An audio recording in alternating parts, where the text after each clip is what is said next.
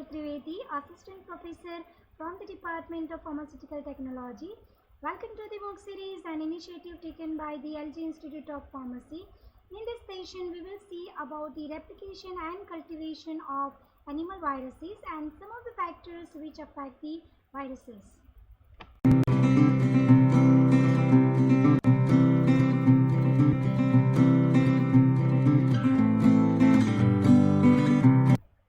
Hello everyone, this is Sheetal Trivedi, Assistant Professor from the Department of Pharmaceutical Technology.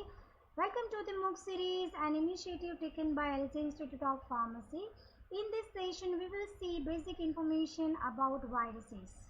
Let's see about the replication of animal viruses. Replication is being followed by the 5 steps. The first step, that is adsorption. Second, that is the penetration and uncoating. Third step, that involves the replication and biosynthesis of the virus specific molecules. Fourth step, that is assembly, that is assembling of the viral components. And the final step, that is the release of the progeny viruses from the host cells. So here I have taken the example of virus, which is DNA virus, and that is envelope virus containing icosahedral nucleocapsid. So let's see how the steps are being followed in case of this virus. So first step, that is adsorption of the virus to the host cells. So in this case it is by the fusion, that is fusion of the lipidic membrane of the virus with the cytoplasmic membrane. In case of nucleocapsid, virophaxis, that is the process, that is the engulfment of the virus that is similar to the phagocytosis, and that results into the attachment of the virus to the host cells, and then it results into the penetration of the virus particle into the cytoplasm. Now next step, that is the uncoating, that is the uncoating of the capsid from the genome. So this can happen in the cytoplasm, and for some virus it can also happen in the nucleus. So see here, the DNA is being uncoated in cytoplasm and that moves into the nucleus. So now the third step, that is replication and biosynthesis. So this event is divided in two parts, that is early event and late event. So part of the genome is being transcribed into the early messenger RNA, and this messenger RNA being transferred into the cytoplasm for the translation into the early proteins or enzymes. Now these are the enzymes which are responsible for the replication of the genome, and these are the enzymes or protein which inhibit the synthesis of the host cell macromolecules. And remember that translation always occurs in the cytoplasm. So now the DNA is being replicated, that is the next step after the early protein synthesis. Now from this progeny viral genome, the late transcription of the messenger RNA occurs, and that code for the structural protein. So this messenger RNA being transferred into the cytoplasm, and that being translated into the structural proteins. And now this structural proteins, we call it as a capsid protein, being transferred back to the nucleus. So and then the next step, that is assembling, is started. So for most of the DNA viruses, the assembling of the viral component occurs in the nucleus except the Pox virus, and for RNA viruses the assembly occurs in the cytoplasm. So now in this case the nucleocapsid is being released from the nucleus to the nuclear membrane, and at that time it is being released by the budding mechanism, and it is covered by the host nuclear membrane. So now the fully developed progeny virus that follows the last step, that is release step. So in this case this virus is being released by this mechanism, that is through the special channel or tubules without destroying the host cells. Now for the other viruses, the release mechanism can be different.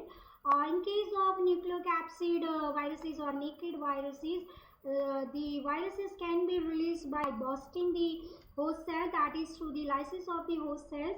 In some viruses, the release follows the exclusion, that is the reverse of the phagocytosis. Some of the viruses can be released through the budding mechanism. So that is about the replication of the viruses. Let's see about the cultivation of the viruses. As we know, the viruses are obligate parasites. They cannot be grown in the artificial media.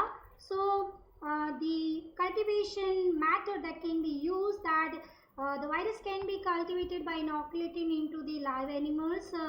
It can be cultivated into the embryonated chicken eggs, and the third method, which is nowadays very popular, that is tissue culture technique. So the method depends on the type of virus. See, certain virus cannot be cultivated by the egg method or the tissue culture method. So in that case, the option remains only to use the animals. But this method which involves the animals, it is very costly because the maintenance of animals that is required.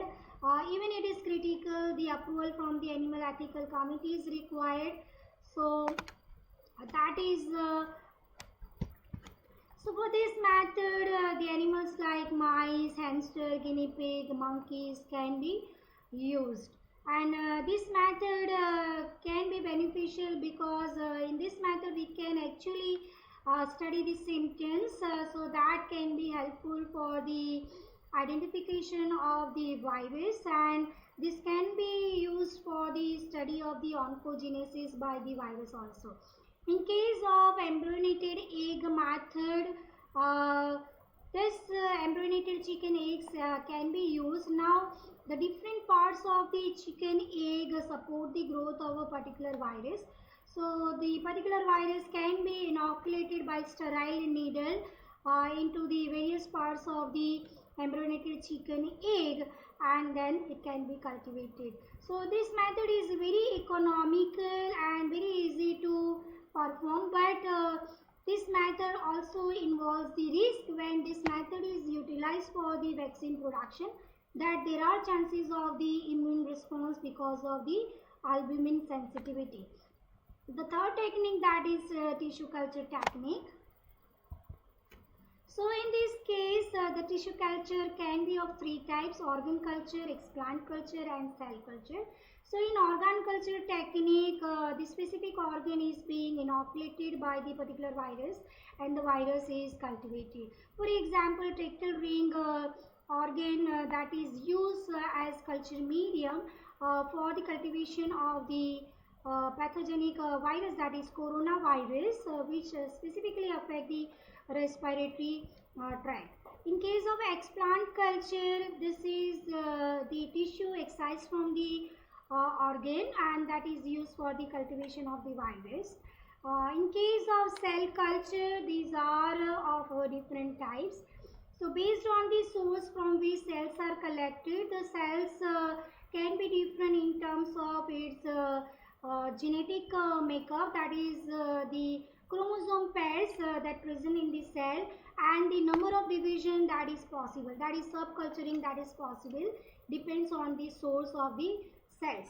So in case of embryonated cells, the multiplication or the division cycles are more compared to the adult cells. So first culture that is developed from the fresh organ or tissue, that is called primary cell culture, and further subculturing results into the secondary cell culture. So we can have the diploid cell strain if the cells are collected from the embryonated cells of the kidney or lung cells from the monkey. And the third, that is continuous cell line. Now this cell line is being developed from the malignant tissues or the mutated cells.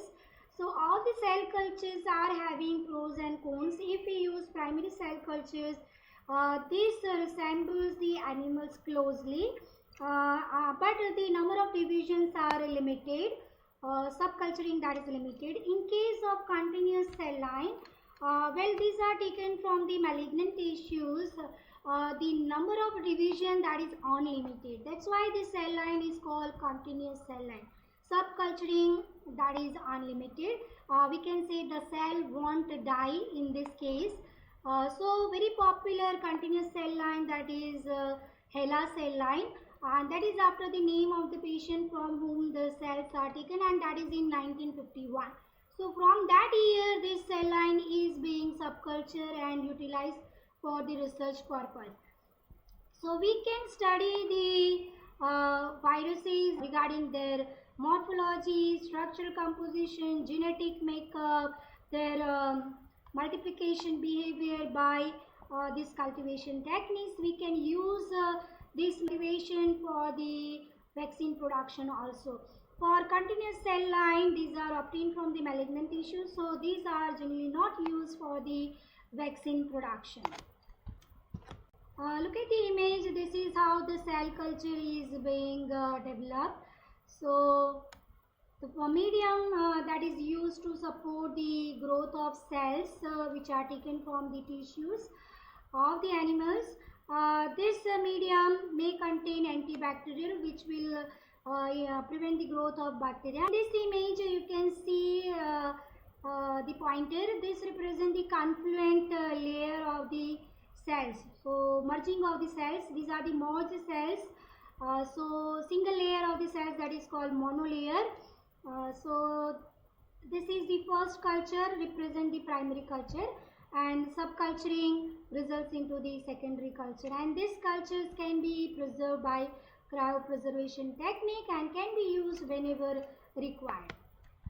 So if we talk about the factors which affect the viruses, temperature in this case, viruses are thermolabile. So if we treat the viruses for 30 minutes at 50 to 60 degrees centigrade temperature, viruses can be killed. Yeah, if we treat viruses at 100 degrees centigrade for few seconds, this temperature can kill the viruses.